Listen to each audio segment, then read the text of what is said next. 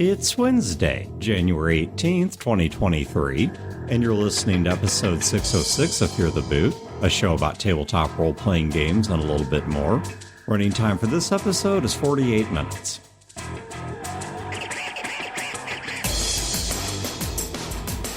Welcome to Fear the Boot. My name is Dan. This is Wayne. I'm Brodeur.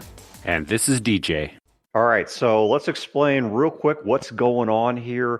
What you are hearing is the first in a series of regular episodes. These are not intended to be bonus episodes or negative episodes or any new type of show, but we are doing them in a somewhat different format. Namely, we're bringing on more remote hosts than we have in the past. Neither Brodeur nor DJ are located here locally with Wayne and I.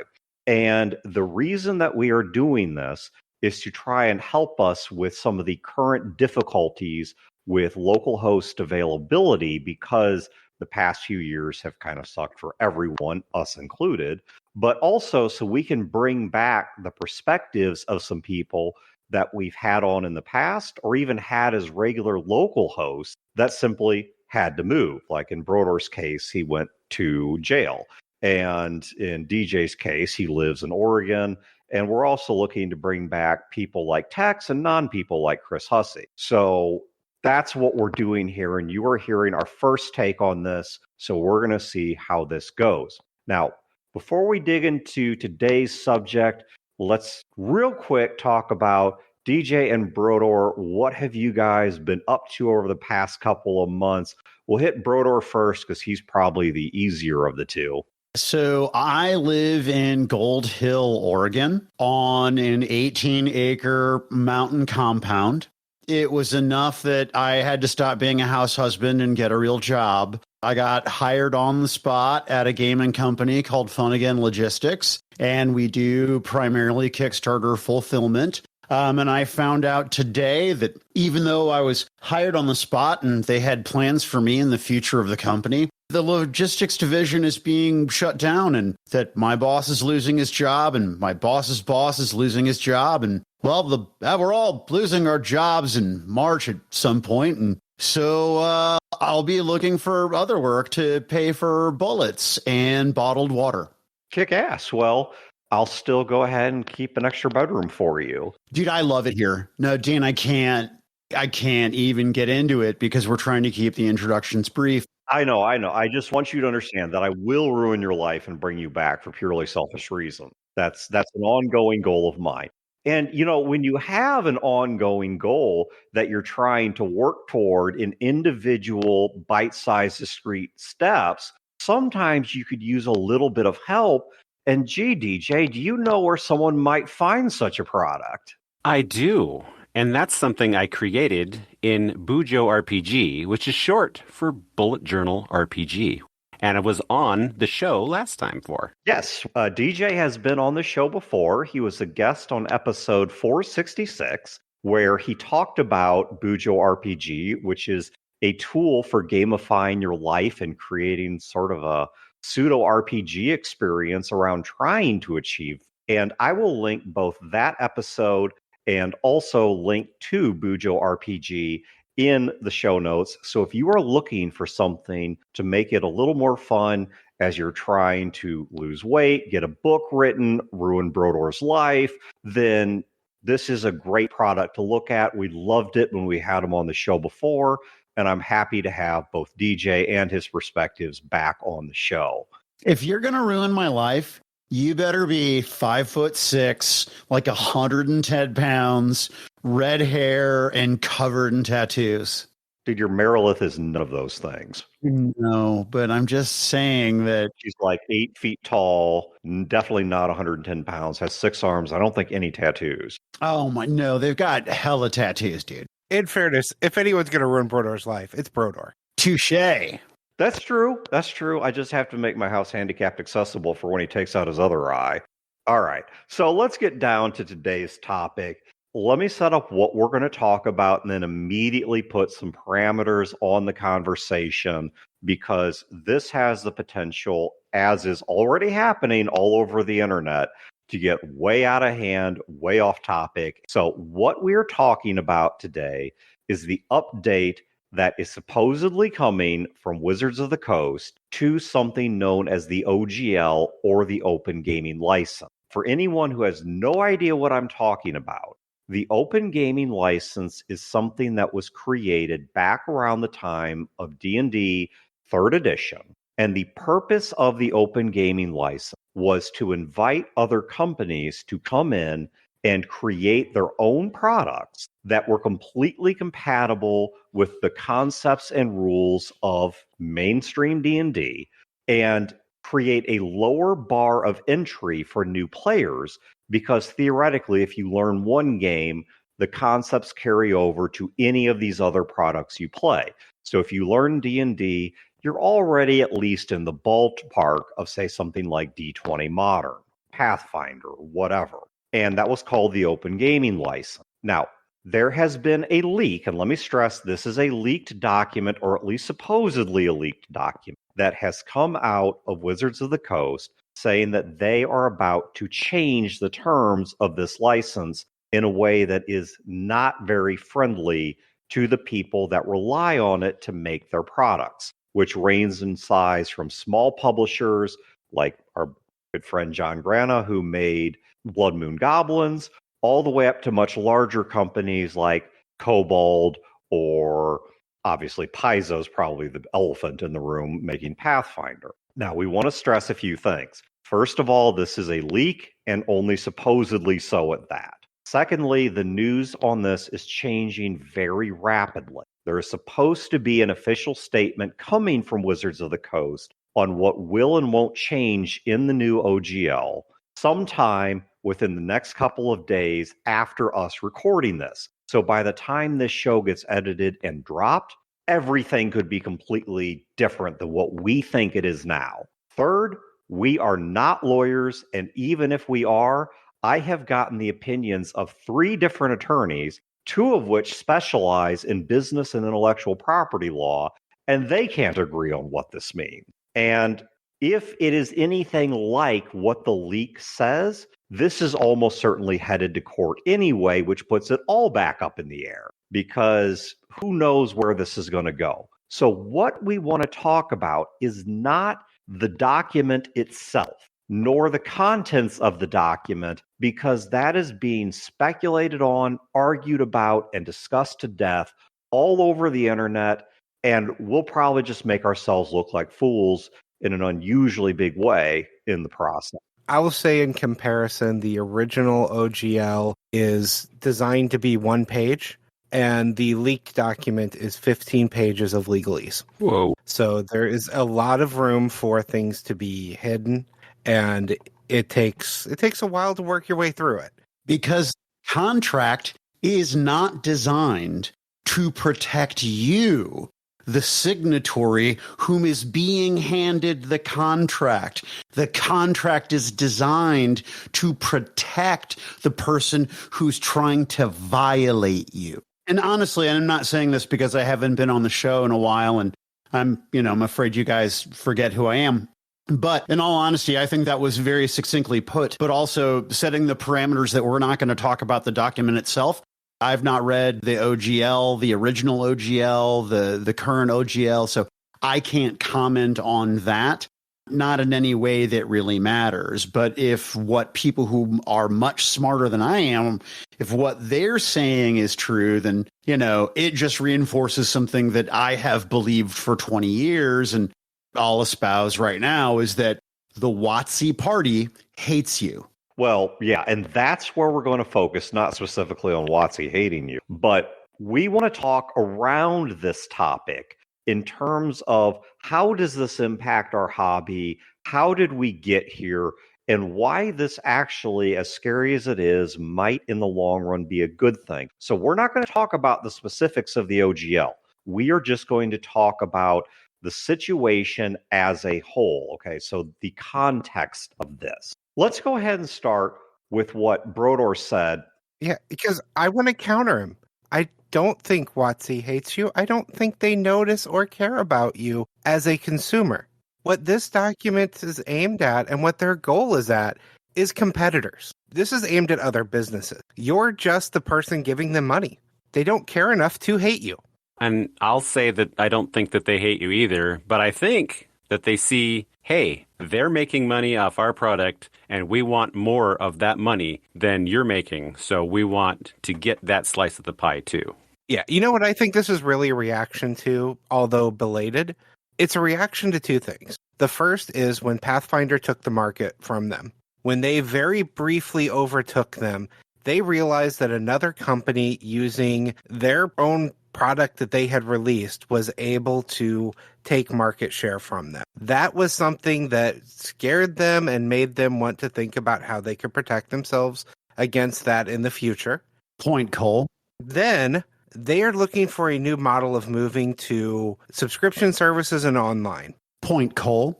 And that immediately makes them want to do a new license because they're going to change the way they fundamentally do business with their products. Well, I also think it's somewhat telling that do they understand the market as a whole?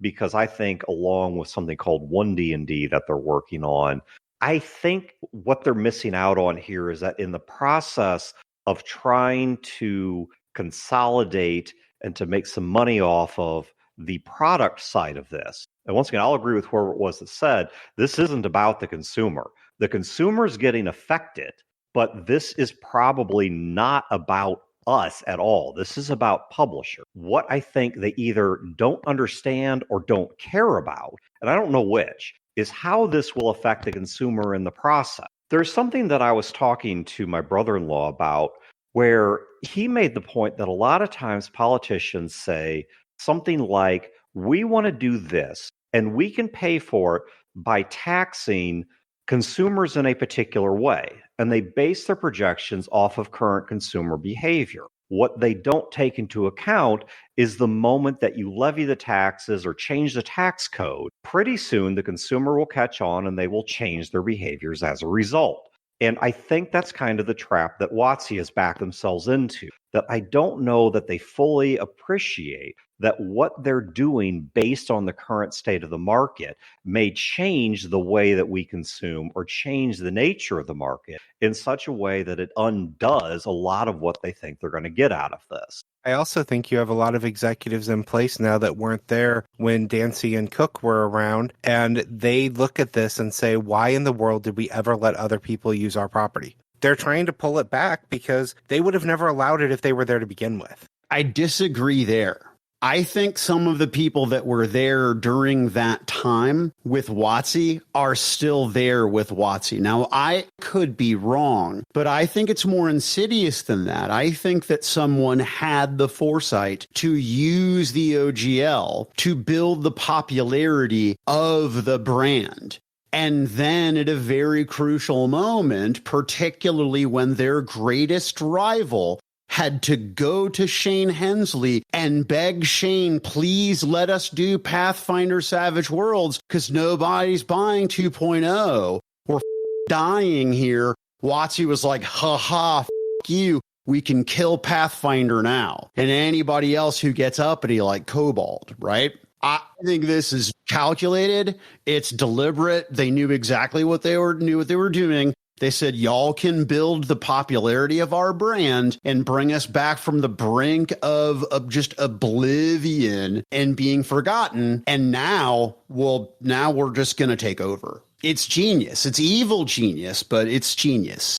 Dan mentioned 1D&D a little bit ago, and I didn't even consider 1D&D. What if they're doing this to draw everybody away from the table to bring everybody online, which is what D&D wants to accomplish with 1D&D? Well, it's been trying to accomplish it since 3rd edition D&D. Well, I say that goes back to freaking Gleemax. How many people even remember Gleemax? I do. I don't.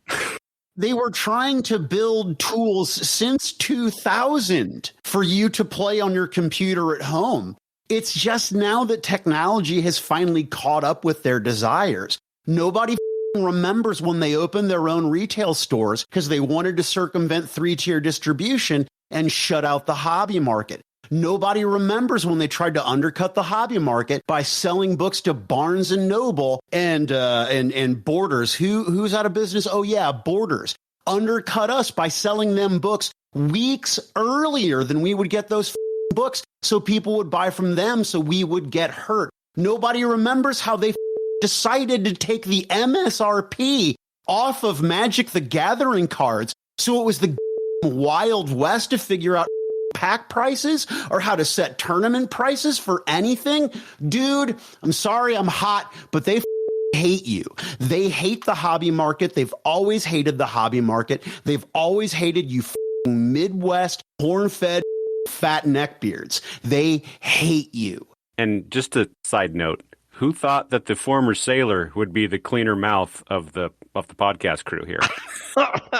Do you see these people at Gen Con? No, you don't see them at Gen Con. Are they there anymore? No, they don't want to be a part of that. They just want the revenue of the machine. They don't want to mingle with you plebeian, disgusting gamer people. We just want you to buy our books and make us popular enough that the mainstream will adopt us, and then we can do like Disney and rape your childhood. So stressing that we are speculating here on a lot of things. Now, there are some facts that Brodeur stated in there. For example, the removal of the MSRP. I mean, certainly Brodeur would be well positioned to know how they interacted with the hobby market, particularly in terms of the sales side, because he was managing game stores at the time. But let me stress that the facts are being wrapped in editorial. But here's the underlying question that I want to ask. And I'm going to posit, once again, stressing this is speculative, an answer, which is, given this history, why did people trust Wizards of the Coast in the first place and go along with the open gaming license? And some of my thoughts on this, or I think perhaps my central thesis on this, is, Brodeur, I don't think you are wrong in terms of the fact that there were people watching this and perhaps silently building some kind of opportunism here. But I really do genuinely believe there are people that were involved in the open gaming license who really did mean it, not just in the letter of how it was presented, but in the spirit of how it was presented. I really do believe there were people that meant for this to be a similar point in our hobby to what, say, open source software is to the computing market, that they really did mean this to be a way to lower the cost of entry, both for a player and for a publisher. And I think it is telling that a lot of those people, said as much on our show. If you want to see the episodes and timestamps, I link them or mention them over on our Facebook page. Dan, if I may, I believe the kids refer to that as having the receipts. Yeah, okay, fair enough. We have the receipts. Now, I don't know that they're legally binding or legally significant, or maybe they are. I'm not a lawyer. I don't know. But they stated that this was the intention. And I know some of the people that I was interacting with at the time well enough to say, I take them at their word. Was it somewhat, in retrospect, naive to think that a large corporation, or at least the biggest corporation within role-playing and tabletop game space at the time, would not eventually turn this to a pure dollars and cents, much more, seems to be predatory behavior? Possibly there was. I've got a handful of reasons why I think people went with it. First reason is laziness. They didn't want to have to create their own systems. They already had stuff out there. They were already publishing for it. The second is they like money, and we all know D&D is the 500-pound gorilla in the room. It's what people buy. People talk about, well, how would I run this game in D&D? How would I run that game in D&D? Even though we're not those players make up about 80% of the market. So if you want to sell stuff, you make it for D&D. But I think there's a third aspect of the one-page, really simple, easy-to-read legalese makes it sound like it's impossible for this to be revoked. Yes, that was one of the conversations I had with an attorney. And once again, even these attorneys can't seem to agree with each other. So I don't know how this plays out. But in the layman's terms, if I say I am granting you something in perpetuity, we understand that to mean forever. But that's not what it means. Once again, my understanding, that's not what it means in a contract. that in perpetuity means there is simply no declared end date. That doesn't mean there won't be one. That's revocability, not perpetuity. And what the OGL doesn't state is it is irrevocable. Right. There are two very specific lines from the original, and I will quote the original OGL since it's not a leak and it's something that's actually released. So the granting consideration, in consideration for agreeing to use this license, the contributors grant you a perpetual, worldwide, royalty-free, non-exclusive license with the exact terms of this license to use the open gaming content. There's also, however, a section listed called updating the license. Wizards and its designated agents may publish updated versions of this license. You may use any authorized version of this license to copy, modify, and distribute any open game content originally distributed under any version of the license. Yeah. And that's the part that, with this leaked release, the very first thing it says is previous versions of this license are no longer authorized. But if you take the people that were creating it, assuming, once again, taking the corporation out of the picture, taking the individuals at their statement of goodwill, which I can't stress enough, I do believe was completely the case with at least some of them, and you take that plus a plain reading of that first part you stated, I'm not going to try and dissect what this means in contract law because I don't know. But I will say I understand how we got here. And Wayne, you were talking about the market penetration of D&D. It's an easy thing to get on the coattails of. Why didn't Pathfinder make their own system? Because they already had catalogs of content, and instead, if they made Pathfinder version 1, they could keep selling their content. Sure. That's what they said when they were asked. But let me throw in another motivation that I think is worth underlining here. We are participating in what is a distinctly creative hobby. All of us in the hobby are creators to one degree or another. If you're a player, you create your character. If you're a GM, you create your story. If you're a writer or wannabe writer, you're creating your own products. Recently, another company, Catalyst Games Lab, which is basically controlling all the major properties of what used to be FASA, so Battletech, Shadowrun, etc., they had a Battletech Kickstarter. And I backed it at a level that allowed me to add a character into the canon of Battletech.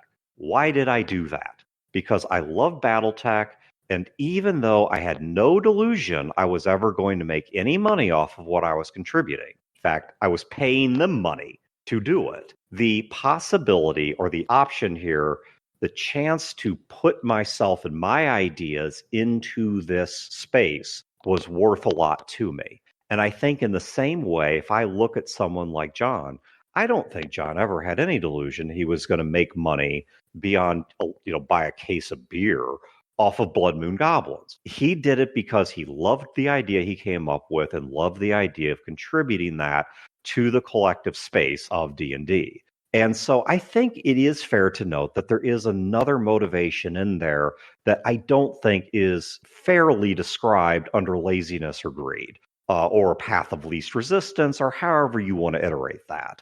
I think it is fair to say the vast majority of people that participate, even in the publication side of tabletop role-playing games, are there because they love the games, not because they think they're going to get rich off of that. No, I could not agree with you more. And then what happened is that WotC said, hey, here is an opportunity for you to make some beer money or some extra income, or maybe if you're lucky on drive-through, make a meager living selling stuff. And now they're saying that's fine. You can still do that. We're just changing the terms of the agreement to the point where I've never heard anyone complain about the OGL before. And now I hear people are terrified it for various reasons. So obviously there's some there. When you go from 1 page to 15 pages, it is pretty clear to me that the document is no longer designed for me to easily understand it and to easily navigate it as a layman. And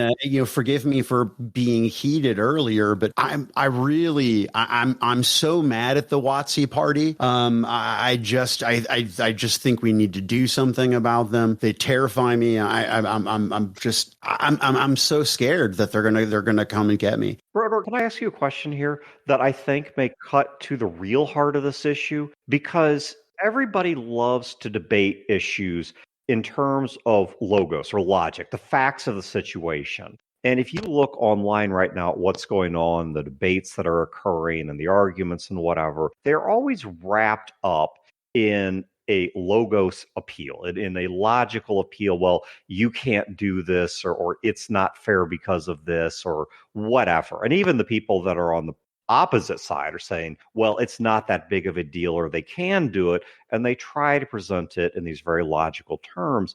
But we are not creatures of logic. No, of We are course not. fundamentally creatures of an ethos or pathos. We are creatures of a social contract, and we are creatures of emotion.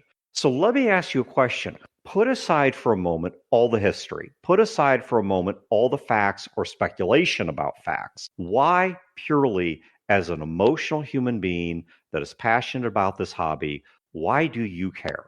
And I'm picking on you, but I think this is a fair point of introspection for everyone, myself included. Here's why I really care, sincerely, because they're carrying the standard, right? They're the vanguard of the tribe. This thing is not just about making money. It's about this shared experience of this thing that we have that is uniquely ours, this art form that we live in. And I know that he is a, persona non grata, but I'll still quote him because he's right. Jim McClure said that role-playing games are the greatest form of art that human beings have ever created. It is this myth building that we do and we share together, this narrative, these, whether it's comedy or horror or whatever, we are living these fictional lives together. We're taking the most precious of our free time and we're playing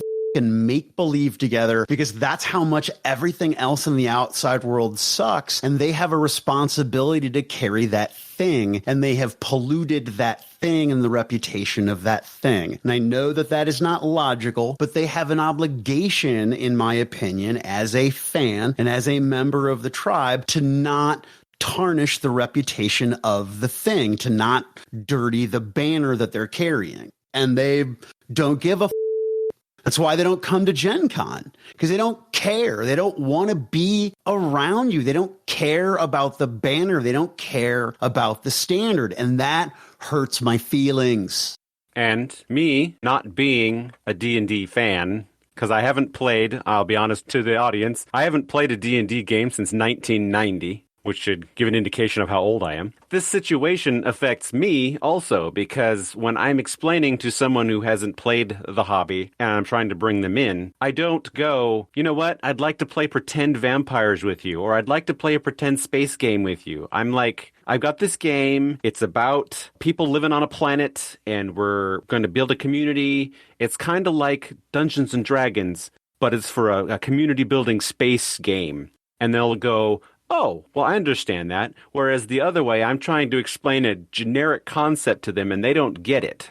And if the standard bearer tarnishes the image of the standard, then it's like, you're using the analogy of something terrible to explain something good, and then nobody wants that. I look at it from a different perspective, from the standpoint of, sure, they're the standard bearer, but the people seeing the standard, the vast majority of them are never going to hear about any of this, and it's not going to tarnish the reputation at all. It's going to tarnish it within our circles. Yeah. It's going to tarnish it within people that know about role-playing games. But I would guess, based on the numbers we've seen, that 80% or so of the players out there never listen to a podcast, don't watch YouTube about it. Maybe that number is skewed a little bit with Critical Role's popularity, but for the most part, they don't know about any of the licensing. They don't know that the OGL even existed to begin with. Yeah, okay. So you guys are splitting right between 2 points here that I think are worth discussion. So let me kind of organize this a little bit. Let me start with what Wayne said, and then I'm going to back up to what DJ said. What Wayne said is what I had titled in my notes here of why this really may not matter to the majority of players. Those of us that are deep into the nuts and bolts of the hobby, and doubly so if you have a product that's your favorite product or you create products under the OGL, you have an even bigger investment in this hobby. But the people that are talking about it We are a vocal minority. We are not the silent majority of the consumers. The vast majority of people that went and saw the Marvel movies and loved them and enjoyed them, they had no idea about the copyright struggles and the ownership struggles and the financial things that were going on between Stan Lee and Jack Kirby. There have been other things like this where I think Batman went through something similar in terms of who exactly created Batman. What role did Bob Kane? Bill Finger, Bob Kane. Then there's the Superman rights, all of that as well. Shooter Siegel. Read Game Wizards. I mean, it's fucking, Dave and Gary. Yeah, Dave Arneson and Gary Gygax, yeah.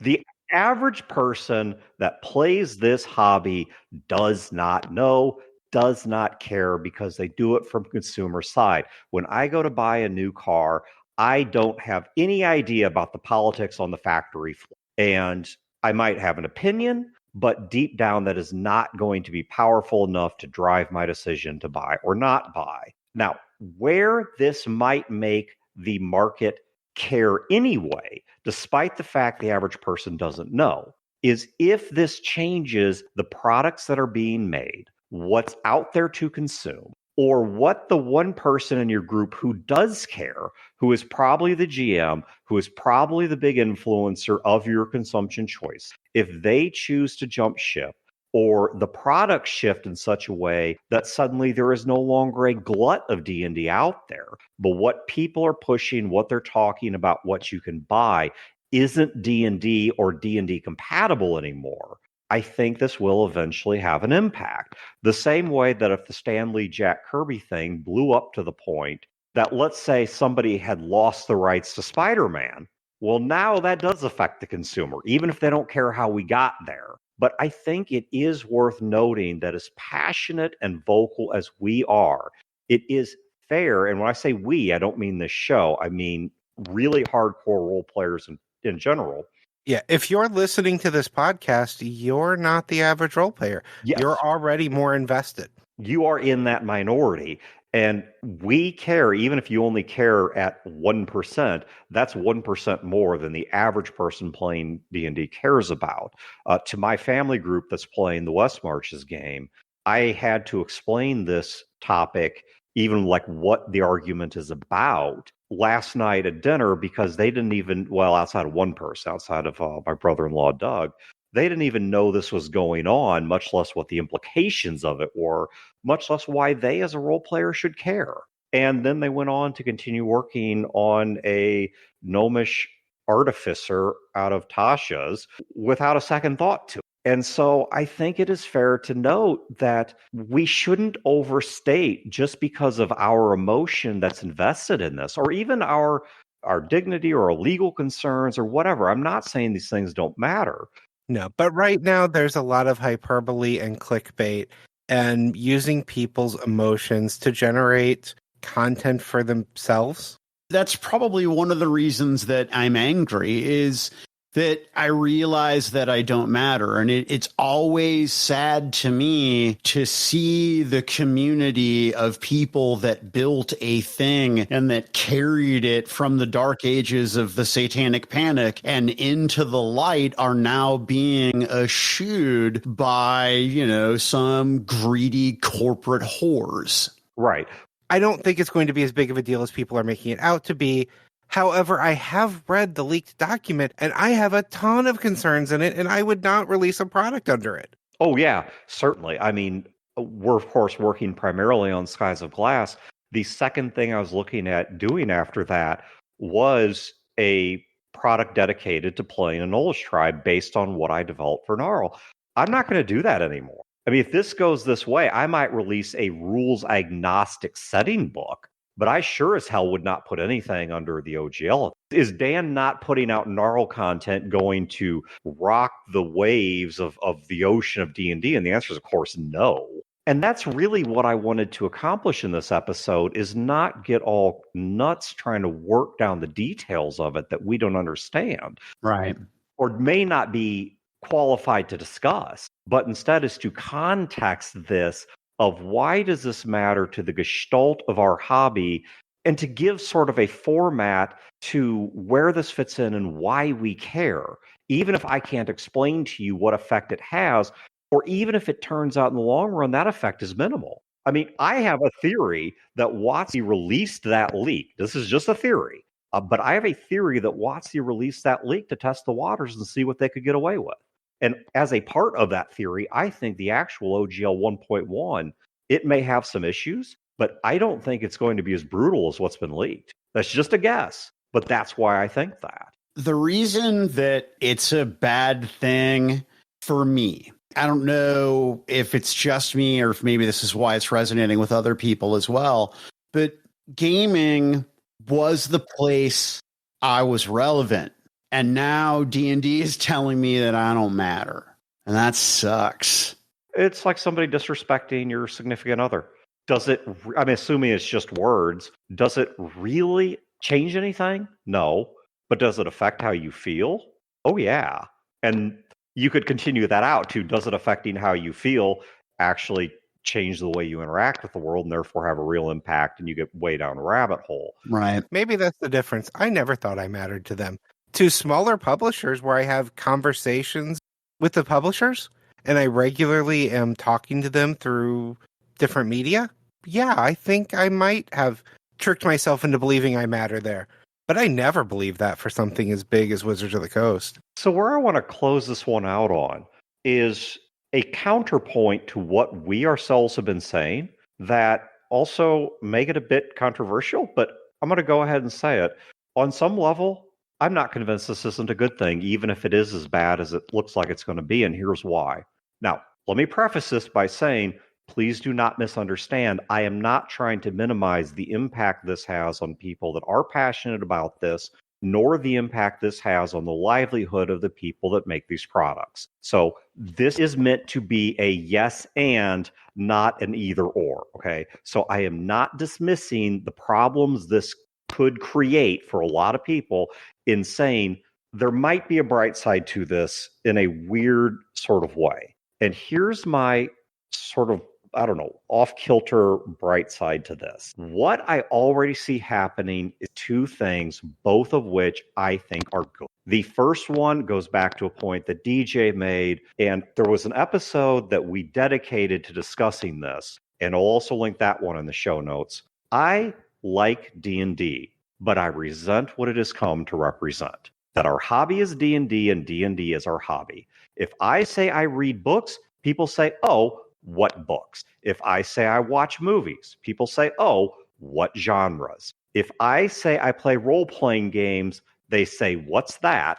I then explain it and they say, oh, you mean D&D. And I do not like the fact that D&D has become the placeholder for a large, diverse, multifaceted hobby with so many ideas and opportunities and approaches to rules and approaches to storytelling and all this stuff, and it has been reduced to one thing, that it is D&D 5e. If you've seen Critical Role for 2 episodes, you now understand the entire hobby top to bottom. And that really irritates me. And seeing the number of people that are now rebelling against D&D and saying, look, I'm moving my group to a new product, or I'm going to stop writing for D&D and start writing a new product, that alone, simply knocking D&D down a peg or two, or making people more hesitant to hitch their wagon to it, that has value to me. And I realize it's going to be a controversial statement. I can't stress enough, this doesn't mean I don't feel your pain. But I'm just saying that there might be a long-term bright side to breaking the addiction of D&D. And so for me, because I haven't played D&D a lot, the circles that I have run into or run with, we played in the storyteller system a lot. So I play a lot of Vampire, or had played a lot of Vampire from when I was in the Navy all the way through about 5 years ago. So I was stuck in that system. I couldn't find anyone that wanted to branch me out from that system. So the group that I'm playing with right now has been open to me trying new things. So this is where I've gotten to try brand new systems that I love. So Green Ronin's Age. I've tried Fate for the first time. I've been looking into the Doctor Who role-playing game. That system looks great.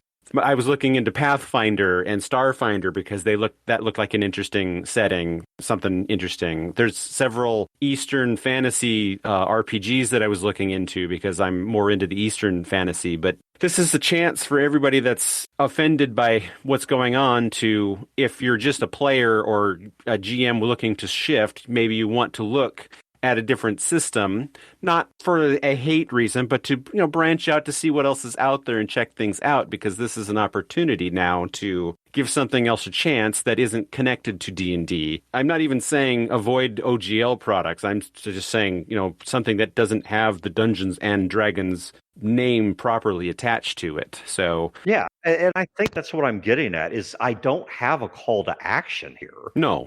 Some people are out there saying, well, we need to start boycotting WotC products or we need to stop playing D&D. I'm not saying that's where I'm at. I've even seen the extremism of let's boycott Kickstarter because they made a deal with Kickstarter. Yeah, and I'm not saying any of that. All I'm saying is that I think there is a bright side to people breaking this addiction to one title, which leads me to my next point is because this has startled and frightened a lot of creators with very good reason. I understand why. And once again, I am not insensitive to the fact that they may be putting food on their table and clothes on their kids with what they're making off of the OGL. I'm not insensitive to that. But what I see from a lot of these small creators that I love, I'm happy it's happening, is they're saying, you know what, even if this works out for the better, even if the OGL 1.1 isn't that bad, or they lose in court and the OGL 1.0a stands, they're saying, you know what, I think this has scared me enough that I'm going to start making new products, new games, new rules models, or even saying I'm going to invest in different but safer ones, that I'm going to start doing Fate/Fudge products or doing Savage products or something else. But the amount of innovation and diversity this is going to bring, not just from a consumptive standpoint, but from a creative standpoint, I think this could be a wonderful renaissance within our hobby. If you guys think back to when there was that big burst of indie games that gave rise to some of the things like Fate and Fudge that we now, at least within heavy consumers, these are household names. Oh, yeah. I would love to think we are on the brink of the next great opportunity for people to stop being comfortable and to start coming up with new ideas and new rules models and new settings and unhitching their wagons and creating a great big long buffet as opposed to a menu with 3 options. Who wants a menu with only 3 options? Unless those options are vanilla, strawberry, and chocolate. Unfortunately, a lot of people out there do want that. Yeah. They don't want the variety. There are quite a few people that will be happy to just play the same D&D game for 40 years. That's not me. Well, and for those people, you know what? Nobody's going to come to your house and take your D&D books away. I will. Well, oh, sorry. Save the threats of violence for being off air. But, sorry. I mean, for the people that are still playing their 2nd edition campaign that they've been playing for decades, keep on playing. Same thing's true of 5th edition. If you like 5th edition or whatever it is, nobody's going to come take your books away. I mean, this whole discussion is only relevant if you play multiple things or create new things or pick up new product. If you've got your wagon hitched to whatever it is you're playing and you're satisfied with, maybe it's not even D&D. Maybe you're over here with GURPS or Shadowrunner. I don't know what it is. And you're happy with that, right? This really doesn't even apply to you. But for the rest of the hobby, I'm looking forward to seeing what's going to get created. For those that might be, I don't know, still interested in BuJoRPG, I am iterating. And it was always designed eventually to be a role-playing game down the line. So, I mean, it'll exist at some point as its own property. And then at some point, we'll have you back on here to defend the very strict terms of Bujo 2.0. Dan, I appreciate your optimism. I really do. And I hope you're right. I mean, I love this hobby. I guess I don't know. I guess I'm just butthurt. It tastes bad. Oh, it should. It should. Let me give you a little historical anecdote, and then we're going to shut this down, which is I don't know if any of you here have ever been on a large passenger liner, something like a cruise ship. There is so much about the safety measures, the innovation, the presentation, the experience that you have on those that all tie back to one single point in history, which is the sinking of the Titanic. You would not believe how much of maritime law and maritime luxury and maritime experience and all this stuff goes back to what the Titanic represented and what was done to change the experience of being on a passenger liner after the Titanic sank. Was it good that, 1,500 people or however many lost their lives drowning in the frigid waters of the North Atlantic? No, it was terrible. But did it bring about some good things? Yeah, in a messed up sort of way, it did. Life's complicated like that. If we want to keep the OGL the way it is, or a better OGL, we have to kill 1,500 people? Yes, that is exactly what I am suggesting. As long as they're from steerage, no one will miss them anyway. Right. Oh, steerage. Yeah. And this is me saying it. We're obviously not advocating, condoning, suggesting, etc., that you should hurt anybody for any reason, right? Right. And historically speaking, just keep in mind that one lady survived the sinking of the Titanic and the Britannic and the Lusitanic, so don't sail with her. Yeah, exactly. Just like there was one man who survived the atomic bombing of both Hiroshima and Nagasaki. Oh. After Hiroshima got nuked and he survived, he fled back to his home in Nagasaki and was there to get nuked a second time and lived. So anyway, I think that's where we're going to kill this one off. So, because Wayne's agreed to edit the remote shows while I continue editing the local shows. So I don't want to give him too much work. So we're going to shoot this one in the head here. But anyway, keep your eye on gaming news if this is something you're interested in or invested in, or you are an RPG creator. But I hope what we could do here was just add a little context to the conversation that doesn't deal with the text of the OGL itself, but only deals with what it has represented to our hobby, what it will represent to our hobby, and maybe the opportunities it presents right now. So as always, thank you guys for tuning in. Have a great week in great games, and we will catch you next time. This has been a production of Fear the Boot, copyright 2023. Listeners are free to use this episode in a non-commercial endeavor so long as credit is provided to feartheboot.com.